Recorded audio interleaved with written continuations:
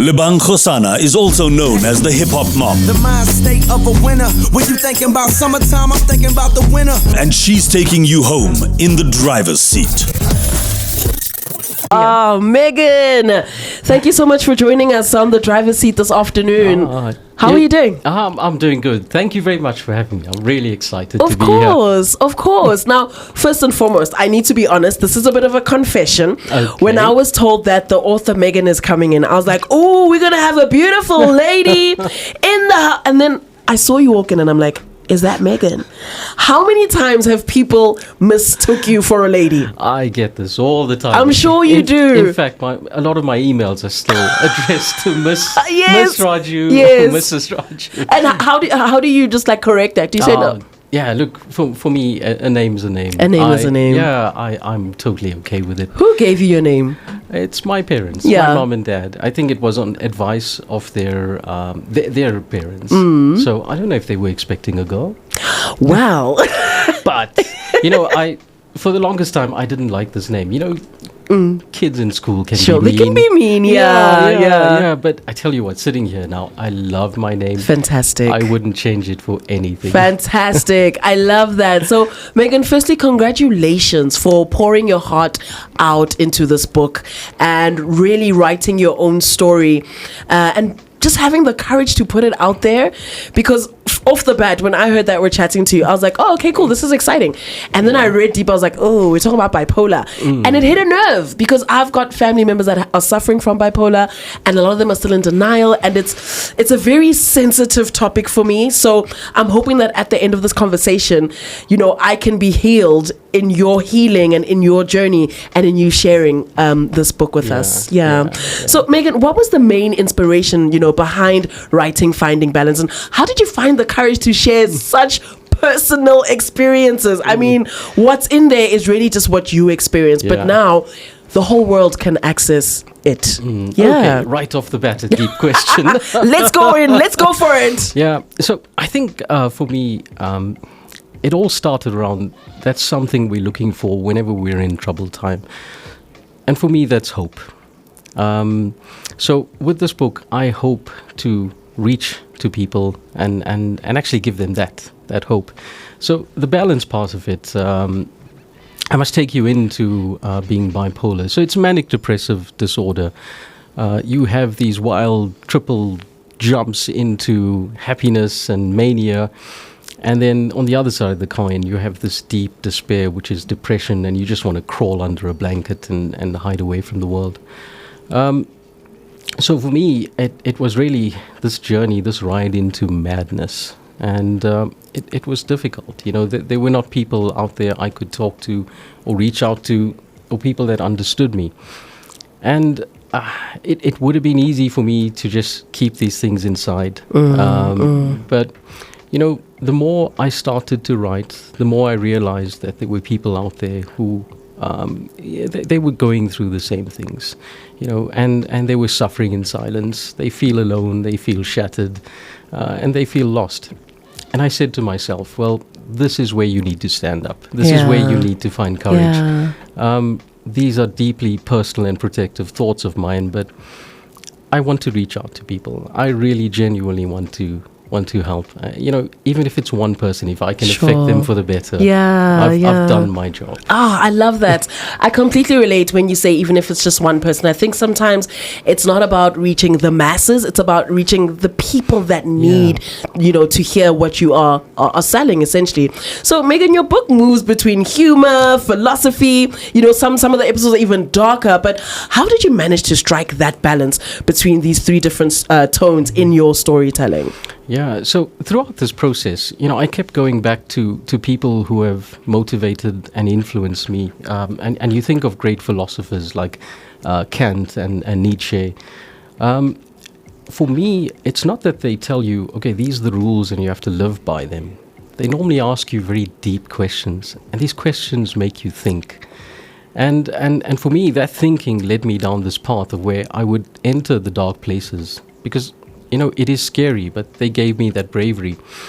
And when you think about life, those things that make you secure, those things that make you sometimes even wake up in the middle of the night and in a cold sweat, And if you think the vast majority of your life, right, you've got a lot of stresses. Sure. You've got deadlines at work. You've got a spouse maybe you're having an argument with. You've got bills, Megan. You've got bills. Absolutely, absolutely. So, for me, it's very easy to get lost in the negativity and bring yourself down and actually spiral a bit. And a friend once told me, you need to look at introducing humor, and humor to me is like the wet nose of a dog. Yeah. You ask a vet if you want a quick check on a dog, just check his nose. And if you look at your life, if you find this right balance and introduce humor, for me, it brings, I think, a great leveling of the scales to those dark sides. And the deep philosophy. For sure. And if there's one thing that we can all agree on about South Africans is that the humor is plenty. Oh, yeah. We are quite a funny bunch, and we know how to just bring some sort of joy out of even a tough situation. I think it's just in our DNA. No DNA, just RSA. So, Megan, what advice would you give to somebody who's just newly diagnosed with bipolar disorder and they're struggling to understand and accept the condition? I mean, you just mentioned that the reason why you even wrote these stories and put them on paper is because it was part of your therapy. And I find that so interesting. And after a couple of, stories, you're like, these are too good. I need to let these out there into the world so that people can obviously connect with you and your stories and also feel that sense of hope. So if somebody has just found out that they could potentially be diagnosed with bipolar disorder, what advice do you have for them, especially so early on in their journey? Yeah, I'm going to say to them what changed my outlook on being bipolar, and it was a very frank conversation, and the words were, "This is not your fault. You don't deserve this." And I'll repeat that. This is not your fault, and you are not alone. I think that's what I'd say to them. And I'm talking to people who suffer from any mental affliction, but also family or friends or caregivers. To really understand what it is to be bipolar is this. When you're caught in the grips of mania, this is where you are so happy that you could go to the top of a tall building and believe you could fly off it and nobody can change your mind about it. Or when you are so depressed, you just want to crawl under a blanket and wish, you were not alive or you never existed. When you are in that space, there's nothing you can do as an outsider to take me out of it. You could say, here's 100 million rands, just feel better. I can't do it. I can't conceptualize it. To me, it doesn't make sense. There's no rationale. There's no reason to how I'm feeling this way. So what I would say to people is, and I think this is one of the things I'm trying to change in the message I'm giving out. When they're in that space, imagine them to be in a little boxing ring. All right? You've got the boxing ring in the middle. You leave them to play and have fun. You're not going to change their mind. You're not going to bring them out of depression or mania. But the thing about the boxing ring is you've got these ropes around the side. That's you. Just make sure this person is not going to do damage to themselves. It's not going to harm themselves. All right. And I promise you, it's like the rain, right? If it is raining outside right now, there's not much I can do to stop the rain. Sure. You grab an umbrella, or you go inside and wait out the rain. But I promise you, at some point, that rain is going to stop. This person is going to come out of that. And that's where you've got to catch them. And you've got to appeal to them, the reason, and say, okay, what do we do now? When you go into this, how do we protect you? How do we get you back out? Yeah. This is where the therapy starts. Megan, you are dropping bars. You are spitting facts right now. This is so hard for me, man. Like I mentioned, my mom struggled with this and she still is. And, being on the outside, being the rope of the person in the boxing ring, you just don't know what to do. You don't know where to start. You just want to help them, but they don't want to be helped because they don't know how. And it's just this back and forth. So I'm so glad that we've got you in studio today to share that there is light at the end of the tunnel. It doesn't all need to be that. You don't need to continuously stay in the sucky pot, for lack of a better term. There's ways that you can be supportive as family members and friends of somebody who is struggling with any mental disorder. but it will always work out. There are levers that you can pull on to get the kind of support that you need. Megan, in closing, if there's one key message or takeaway that you hope that readers will gain from engaging with your book, Finding Balance, what would it be? If you are listening to these words right now, if you've read the book, then there is hope. That is my message to you.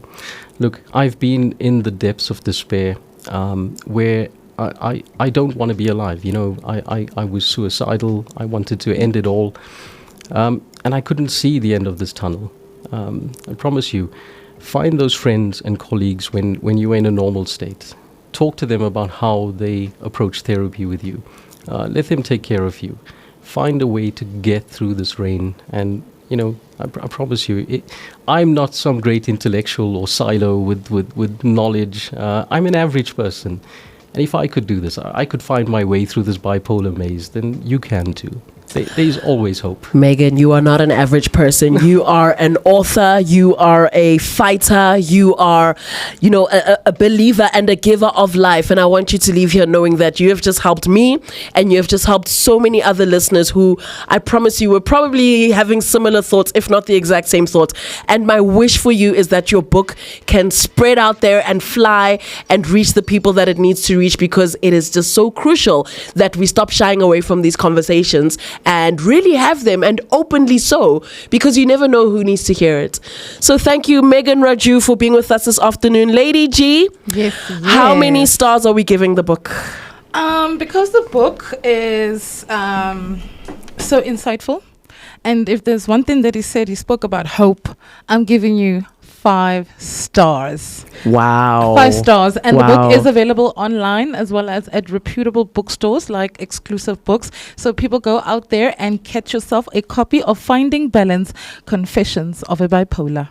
Fantastic. Thank you so much at home for tuning into the driver's seat. The Thursday edition was nothing short of interesting, amazing. There were highs, there were lows. We did so much this afternoon. I just want you to go out there and be great. Just be the best version of yourself every single day. If you know anybody that is struggling with any mental illness, please get them some help. Try do your part to also help them. Megan Rajoo has this amazing book that will definitely help you and the people you love. It's called Finding Balance. My name is Lebang Kgosana, and I have to get out of here. I'll see you tomorrow. We do this Monday to Friday from 3 to 6. Lebang Kgosana is also known as the hip-hop mom. The mind state of a winner. When you thinking about summertime, I'm thinking about the winter. And she's taking you home in the driver's seat.